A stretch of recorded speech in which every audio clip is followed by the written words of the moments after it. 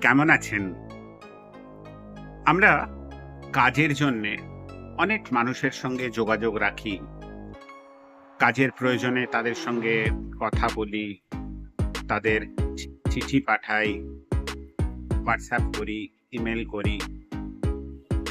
কিন্তু আমাদের যোগাযোগ কেন প্রয়োজন হয়? শুধু কিছু কাজের জন্যে নয়।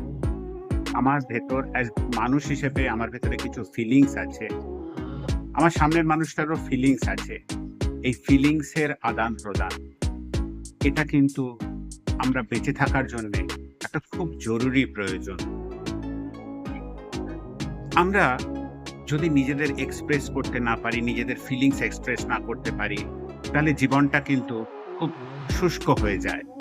তাই বলছি, মন শান্ত রাখুন, মানুষকে ভালোবাসুন, মানুষকে বিশ্বাস করুন। আপনার দিনটা খুব ভালো